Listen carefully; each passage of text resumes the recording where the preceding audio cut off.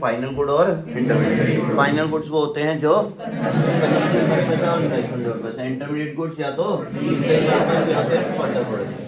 फिर हमने कहा फाइनल गुड्स भी दो तरीके के हैं, जो कंजम्पशन पर्पस के लिए यूज होते हैं वो कंज्यूमर गुड्स, जो इन्वेस्टमेंट के लिए यूज होते हैं वो कैपिटल गुड्स। फिर कंज्यूमर के चार पार्ट थे, durable, semi durable, non durable और सर्विस। ड्यूरेबल गुड्स वो हैं जो सालों साल चलेंगे पर हमने घर में यूज कर रहे हो। सेमी ड्यूरेबल वो हैं जो 1-2 साल चलेंगे। नॉन ड्यूरेबल एक बार यूज करे और खत्म। सर्विसेज जो डायरेक्टली ह्यूमन वांट्स को। फिर दो तरह की इनकम बढ़ी थी, ट्रांसफर इनकम और फैक्टर। जो मेहनत से कमाई जाए वो फैक्टर इनकम, जो फ्री में मिल जाए वो। तो फिर हमने पढ़ा था स्टॉक और फ्लो। स्टॉक फ्लो में हमने पढ़ा था कि एक पर्टिकुलर पॉइंट ऑफ टाइम पे किसी चीज को मेजर करो तो वो स्टॉक है, पीरियड ऑफ टाइम के लिए मेजर करो तो फिर वो फ्लो है। फिर हम सर्कुलर फ्लो ऑफ इनकम पे आ गए थे। सबसे पहले हमने कहा था कि क्या प्रोवाइड किया जाता है, फैक्टर सर्विसेज। तो ये है फैक्टर्स ऑफ प्रोडक्शन। ये किसको चाहिए, फॉर्म सेक्टर को, है किसके पास। तो ये क्या प्रोवाइड करेगा, फैक्टर सर्विसेज, जिसे हम क्या नाम दे रहे हैं, फैक्टर ऑफ प्रोडक्शन। चार होते हैं, लैंड, लेबर, कैपिटल और ऑनर। ये चार चीजें चाहिए, बदले में दिया जाएगा फैक्टर पेमेंट। क्या दिए जाएंगे, हाँ, वेजिस दी जाएंगी लेबर को, रेंट दिया जाएगा लैंड को और डिविडेंड ये कैपिटल और एंटरप्रेन्योर को दे दिया जाएगा। फिर जब इसके पास पैसा आ जाएगा, देखो क्या हुआ, इसने सर्विस प्रोवाइड करी, इसने उसके बदले क्या दे दिया, पैसा। जब इसके पास पैसा आ गया, क्या ये पैसा खाएगा, नहीं, ये खर्चा करेगा, कंज्यूमर एक्सपेंडिचर। किस लिए खर्चा करेगा, और ये बदले में क्या दे देगा, गुड्स एंड। तो इसे बोलते हैं सर्कुलर फ्लो ऑफ इनकम। ठीक है, आइए और चर्चा करें। फिर मैं कह रहा था न्यूमेरिकल की बात करेंगे। न्यूमेरिकल की अगर तुम्हें बात करनी होती है तो ये 8 नाम होते हैं न्यूमेरिकल के लिए। इन 8 की एक ही डेफिनेशन है, 8 के 8 की एक ही डेफिनेशन है। तो आइए पढ़ें जरा कि ये 8 नाम क्या क्या है। Gross national product at net national product at market price. देखो, या तो पहले ग्रोस आ रहा है या फिर पहले क्या आ रहा है, जी माने ग्रोस और एन माने नेट। बीच में अभी तक क्या आया, नेशनल। अब यहां आ गया GDP at MP, gross domestic product at market price. अब या तो बीच में नेशनल आया या क्या आया, डोमेस्टिक। या तो नेशनल या फिर डोमेस्टिक। फिर प्रोडक्ट की जगह हर जगह प्रोडक्ट ही है, या फिर एमपी आएगा या फिर एफसी। तो 3 चीजें हैं, एमपी और फिर एफसी। जल्दी जल्दी देखेंगे, आप सबकी फुल फॉर्म बनाने की कोशिश करेंगे हम। तो सबसे पहली full form GNP at MP, gross national product at market price, net national product at market price, gross domestic product at market price, net domestic product at market price, gross national product at factor cost, gross national product at net national product at gross domestic product at factor cost, net domestic product at factor cost. तो छोटी सी बात है, 3 बातें। कौन कौन सी 3 बातें, ये वाली, हट जाओ भाई, ये या तो ग्रोस है, या तो ग्रोस है, या फिर क्या है, या तो नेशनल है या डोमेस्टिक, या एमपी है मार्केट प्राइस, या फिर क्या है, फैक्टर। देखो, ग्रोस बड़ा होता है और नेट छोटा होता है। तो अगर ग्रोस से नेट पे जाना हो, माइनस होगा। क्या माइनस होगा, डेप्थ सबको पता है, फिक्स एसेट की वैल्यू का कम होना due to wear and tear, passage of time और एक्सपेक्टेड ऑब्सोलेंस। एक्सपेक्टेड ऑब्सोलेंस क्या होता है, टेक्नोलॉजी के चेंज की वजह से जब हमारे गुड्स की, हमारी जो मशीन वगैरह है उसकी वैल्यू क्या हो जाए, कम, तो वो कहलाता है, दोबारा से क्या होता है, एक्सपेक्टेड ऑब्सोलेंस। टेक्नोलॉजी नहीं आने की वजह से पुरानी टेक्नोलॉजी की वैल्यू कम हो जाती है। आईफोन 16 आएगा तो 15 की वैल्यू भी कम हो जाएगी। तो वो इस वजह से होता है, ग्रोस और नेट। तो ग्रोस से नेट पे जाना हो तो माइनस होगा, क्या माइनस होगा, डेप्थ। वही नेट से ग्रोस पे जाने के लिए मैं बोलूंगा नेशनल से डोमेस्टिक के लिए एनएफआई माइनस होगा। अब नेशनल बड़ा है और डोमेस्टिक छोटा है, बड़ी चीज से छोटी चीज पे जाना है तो माइनस करना पड़ता है। छोटी चीज से बड़ी चीज पे जाना हो तो प्लस करना पड़ता है। अब क्या माइनस कर रहे हैं हम, NFI, ये समझने वाली चीजें सब समझेंगे। इसकी फुल फॉर्म है नेट फैक्टर इनकम। हमें बोलने की जरूरत नहीं है, रिकॉर्डिंग चल रही है, 2 मिनट चुप रहना। Net factor income to abroad, सीख लो। लाइफ में कभी भी किसी चीज से पहले नेट लग जाए, जैसे यहां पर फैक्टर इनकम फ्रॉम अब्रॉड से पहले, फैक्टर इनकम फ्रॉम अब्रॉड से पहले क्या लग गया, नेट लग गया। किससे पहले, फैक्टर इनकम फ्रॉम अब्रॉड से पहले क्या लग गया, नेट। इसका मतलब ये होता है कि फैक्टर इनकम फ्रॉम अब्रॉड में से माइनस हुआ है फैक्टर इनकम टू अब्रॉड। क्या माइनस हुआ है, फैक्टर इनकम फ्रॉम अब्रॉड में से क्या माइनस हुआ है, फैक्टर इनकम। मैं ऊपर लिख देता हूं, तुम्हें साफ साफ नजर आ जाएगा। देखो जरा सब, हमें क्या चाहिए, net factor income.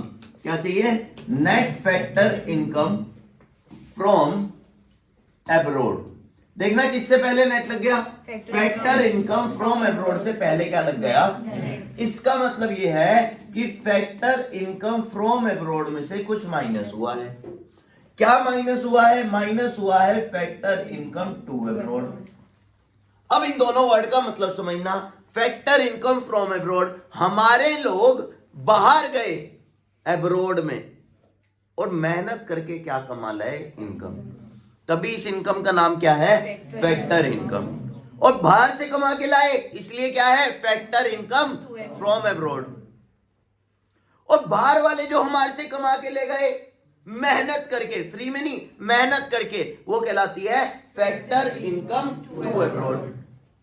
For example, हम बाहर गए और बाहर से कमा के ले आए 100 करोड़, तो वो क्या कहलाएगा, फैक्टर इनकम फ्रॉम अब्रॉड। बाहर वाले हमारे यहाँ आए और हमारे से कमा के ले गए 80 करोड़, वो क्या है, फैक्टर इनकम टू अब्रॉड। तो from abroad 100 crore, to abroad 80 crore, और जो बीच का गैप है वो कहलाएगा शुद्ध। नेट माने शुद्ध, शुद्ध फैक्टर इनकम फ्रॉम अब्रॉड। हमारी जेब में कितने बच गए, 20 करोड़। ये ऐसे निकलता है। कभी कभी आपको ये अलग अलग दे देंगे, फैक्टर इनकम फ्रॉम अब्रॉड अलग दे दिया और फैक्टर इनकम टू अब्रॉड अलग दे दिया, तुम्हें माइनस करके निकालना पड़ेगा। और कभी कभी तो इतना बड़ा खेल खेला जाएगा तुम्हारे साथ, तुम्हें मैं बताता हूं। देखो क्या खेल खेला जाएगा तुम्हारे साथ, धोखा मिलेगा तुम्हें। कैसा धोखा, देखो हमें क्या चाहिए, सब बताएंगे। नेट फैक्टर इनकम, आवाज नहीं आ रही अब, नेट फैक्टर इनकम ये चाहिए। कैसे निकाला, factor income from abroad minus factor income. Factor income from abroad कितना माना हमने, 100 crore. Factor income to abroad कितना माना, 80। शुद्ध हमारी जेब में कितने बच गए, और ये जो शुद्ध है यही तो क्या है, नेट। नेट। अच्छा, कभी कभी हमारे साथ ऐसा करेंगे, ये दे देंगे net factor income, net factor income to abroad. हमें क्या चाहिए, नेट फैक्टर इनकम, उन्होंने दे दिया नेट फैक्टर इनकम। मतलब हमने क्या किया था, फैक्टर इनकम फ्रॉम अब्रॉड में से माइनस किया था फैक्टर इनकम। इन्होंने क्या किया, फैक्टर इनकम टू अब्रॉड में से माइनस कर दिया फैक्टर इनकम।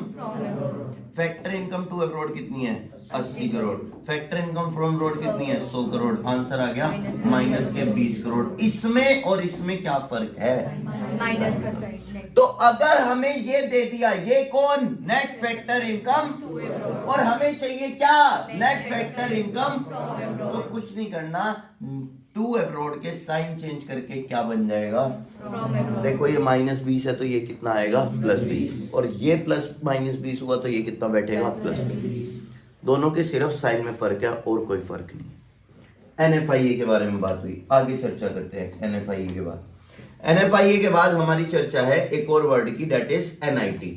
ये दिख रहा होगा, क्या वर्ड है, NIT की फुल फॉर्म है, NIT की फुल फॉर्म है नेट इनडायरेक्ट टैक्सेस। इसको निकालने के लिए, नेट इनडायरेक्ट टैक्सेस को निकालने के लिए, इनडायरेक्ट टैक्सेस में से, हाँ, इनडायरेक्ट टैक्सेस माइनस सब्सिडीज करनी पड़ती है। इनडायरेक्ट टैक्सेस जो डायरेक्टली हम गवर्नमेंट को नहीं दे के आते, किसी और के थ्रू भिजवाते हैं। जैसे हम दे आते हैं डोमिनोज वालों को, डोमिनोज वाले आगे किसे दे आते हैं? गवर्नमेंट को। जैसे हम दुकान पे कुछ खरीदने गए, जीएसटी वगैरह लग गया तो जीएसटी किसे दे? दुकानदार को, वो आगे किसे दे के आएगा? तो बर्डन हमारी जेब पे आया पर गवर्नमेंट को दे के कोई और आया। ऐसे टैक्सेस कहलाते हैं कौन से? पर गवर्नमेंट इस टैक्सेस में कुछ ऑफ दे देती है, कुछ छूट दे देती है, वो कहलाती है सब्सिडी। फॉर एग्जाम्पल गवर्नमेंट ने सिलेंडर पे 300 रुपए का टैक्स लगाया और हमें 200 रुपए वापसी कर दिए, कह रहे सब्सिडी देंगे तुम्हें जिससे सिलेंडर तुम्हें सस्ता पड़ जाए। तो शुद्ध हमारे ऊपर कितना बर्डन आया? 100 रुपए का। That is called net indirect taxes. तो जब एमपी से एफसी पे जाना हो, ये देखो एमपी से एफसी पे जाना हो तो माइनस होगा क्या, और एफसी से एमपी पे जाना हो तो प्लस होता है एनआई। अब ये प्लस माइनस तुम्हें क्यों सिखाए गए उसका रीजन सीखो। देखो जरा सब चुस्ती में आ जाओ जरा, ऐसा ऐसा चैप्टर नहीं है ये। देखो तुम्हें ये क्यों सिखाया गया,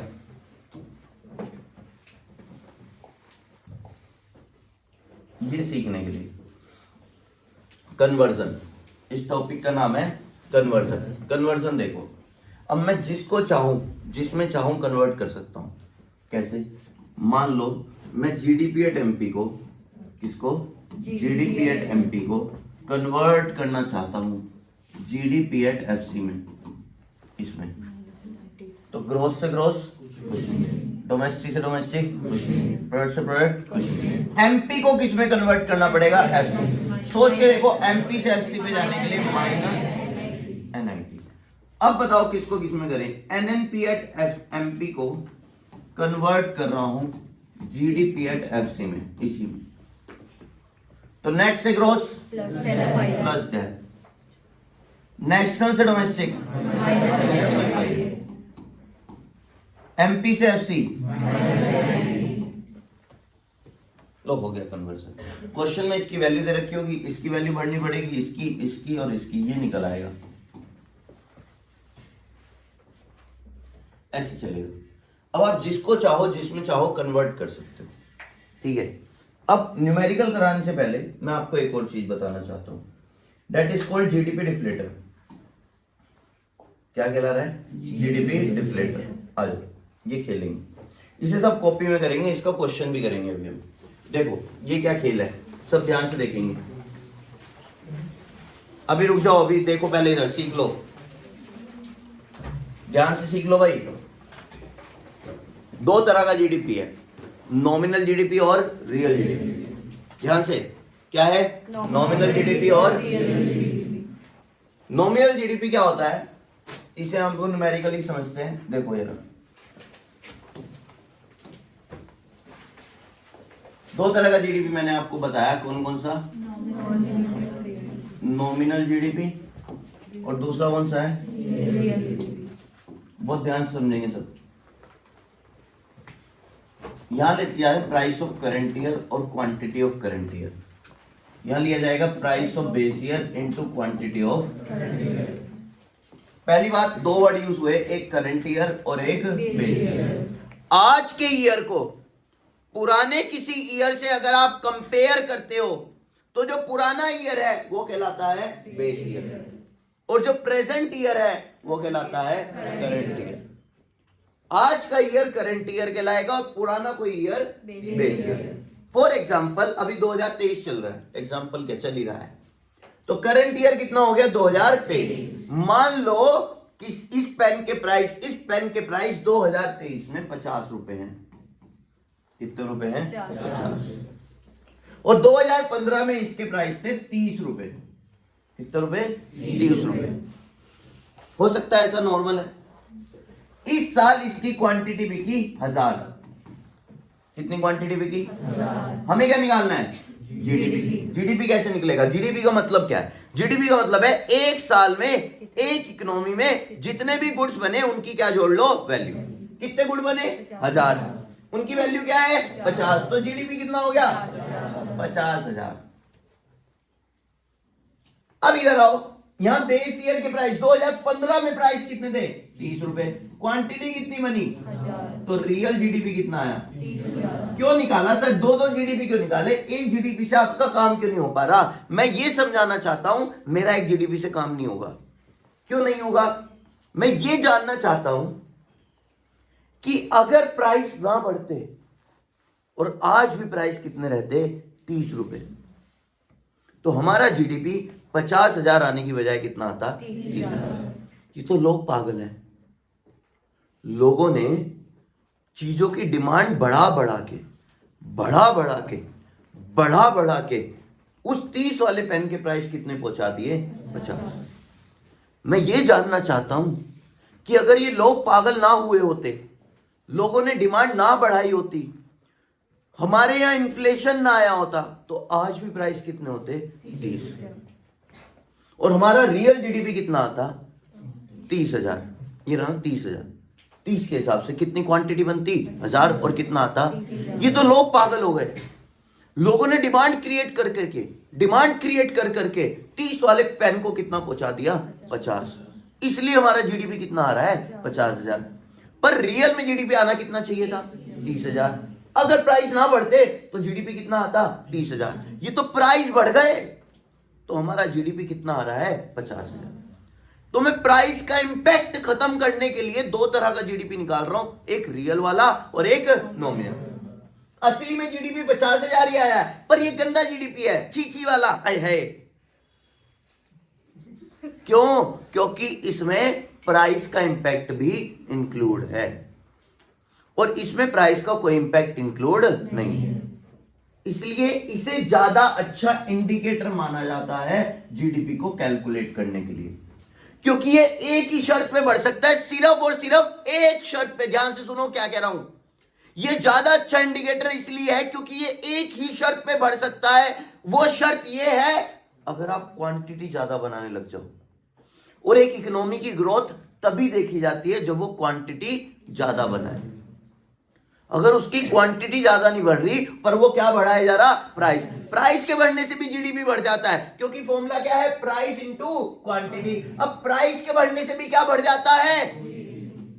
पर हमें प्राइस बढ़ा के जीडीपी नहीं बढ़ाना, हमें बढ़ाना है जीडीपी ज्यादा क्वांटिटी बना के। और वो कैसे बढ़ेगा? Real GDP.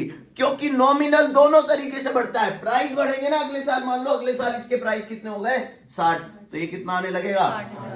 देखो जीडीपी बढ़ गया। और क्वांटिटी कितनी है? पिछले साल भी 1000 और इस साल भी 1000। क्वांटिटी के बढ़ने से नहीं, ये दोनों के बढ़ने से बढ़ता है। किन दोनों के? प्राइस बढ़ जाए चाहे क्वांटिटी बढ़ जाए, नॉमिनल जीडीपी दोनों से बढ़ जाएगा। पर रियल जीडीपी रियल इसलिए है क्योंकि ये एक ही तरीके से बढ़ता है जब आप क्या ज्यादा बनाओ। जितनी ज्यादा क्वांटिटी बनाओगे उतना ज्यादा ये बढ़ता रहेगा। क्योंकि 2015 के प्राइस अगर 30 रुपए थे, आप इसे अपनी जिंदगी में चेंज बीत गया ना 2015, कैसे चेंज कर लोगे? ये एक ही शर्त पे चेंज होगा जब आप क्वांटिटी ज्यादा बनाओगे।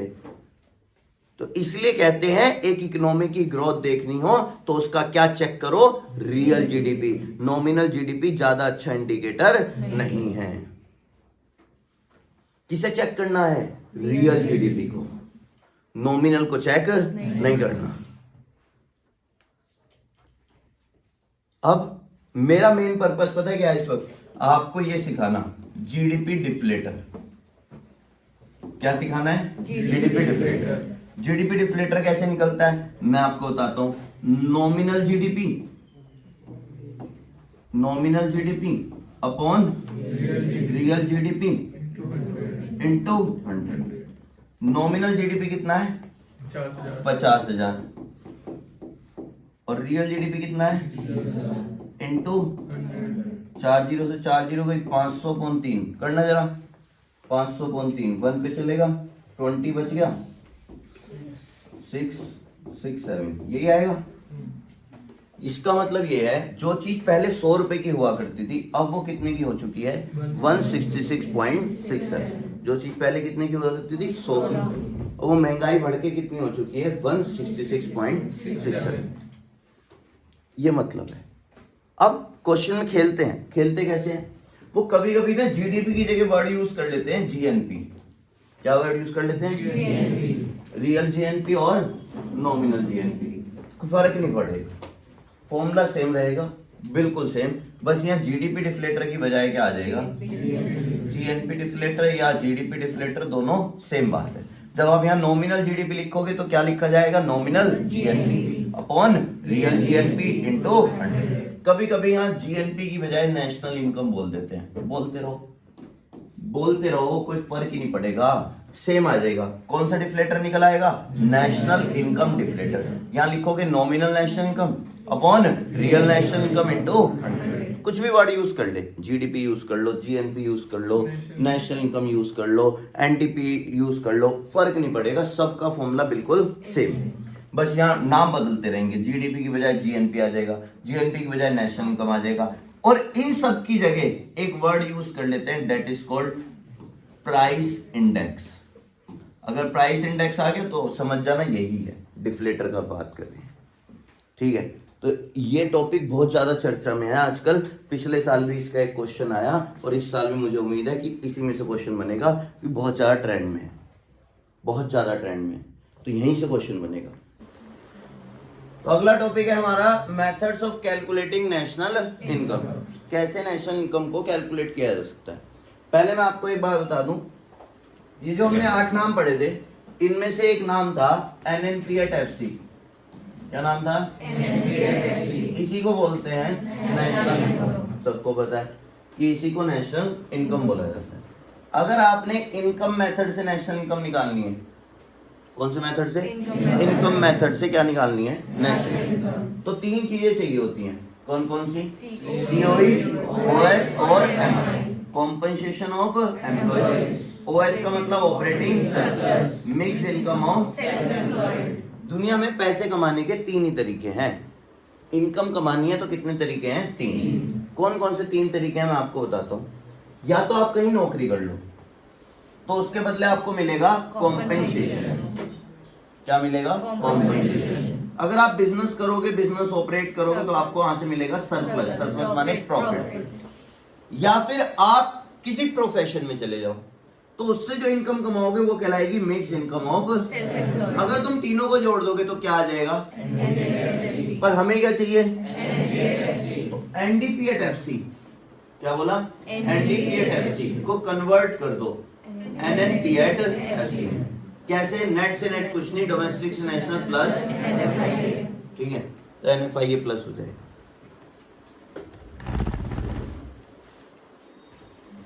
NFIA प्लस हो गया। चलो ऐसे ही इधर है, 4 चीजें हैं, C + G + I + X - M। C का मतलब क्या है, private final consumption. Private sector ने फाइनल गुड्स को कंज्यूम करने के लिए जो खर्चा कर दिया, that is called private final consumption expenditure. G है government final consumption expenditure. Government sector ने फाइनल गुड्स को कंज्यूम करने के लिए जो खर्चा कर दिया। आई है ग्रोस डोमेस्टिक कैपिटल। आई मतलब इन्वेस्टमेंट होता है, जो प्रोड्यूसिंग सेक्टर होता है ये इन्वेस्टमेंट करता है, इन्वेस्टमेंट इज कैपिटल फॉर्मेशन। और X - M export minus import, net export. इन चारों को ऐड करोगे तो क्या आएगा, GDP@MP। GDP@MP आती है, उसे किसमें, जिसमें चाहो उसमें कन्वर्ट कर दो, ज्यादातर किसमें कन्वर्ट कराते हैं, NNPAT-FC। अब यहाँ पे तीसरा मेथड है कौन सा, वैल्यू एड मेथड में क्या करना होता है, जितने भी सेक्टर होते हैं, वैसे कितने सेक्टर होते हैं, 3, प्राइमरी सेक्टर और टर्शियरी सेक्टर, तीनों का GVAT-MP निकाल दो। क्या निकाल दो, GVAT-MP। कैसे निकलता है, GVAT-MP निकालने का फॉर्मूला है value of output minus intermediate cost. हाँ, value of output sales plus change in stock, और चेंज इन स्टॉक कैसे निकलेगा, क्लोजिंग माइनस। ये मैं डिटेल में नहीं बता रहा। क्यों नहीं डिटेल में बता रहा, क्योंकि अगर मैं डिटेल में बताऊंगा तो बहुत लंबी वीडियो हो जाएगी, है ना, बहुत लंबा लेक्चर हो जाएगा। तो अगर आपको किसी को नहीं आता, वैसे तो बैच में सबने कर रखा है, किसी को नहीं आता तो इसकी डिटेल वीडियो चैनल पे है, वहां पे जाके देख लेना, तीनों की है, डिटेल में वीडियो है, मैंने लाइव क्लास ली थी, उसकी डिटेल में वीडियो है, ठीक है, तो वहां पे जाके देख लेना। मैं इसे यहाँ पे डिटेल में नहीं बता रहा, ठीक है, क्योंकि डिटेल में बताऊंगा तो 2-3 दिन इसी में निकल जाएंगे, 2-3 घंटे का लेक्चर हो जाएगा और वो इसी में निकल जाएगा। तो जिसको डिटेल में करना हो, जैसे श्रुति फर्स्ट टाइम यहाँ ज्वाइन कर रखा है, या फिर तुम दोनों भाई है ना। तो अगर तुम्हें डिटेल में पढ़ना हो तो चैनल पे वीडियो है, उसे देख लेना आराम से, कोई दिक्कत वाली बात नहीं। अभी मैं आगे बढ़ता हूँ। ये देखो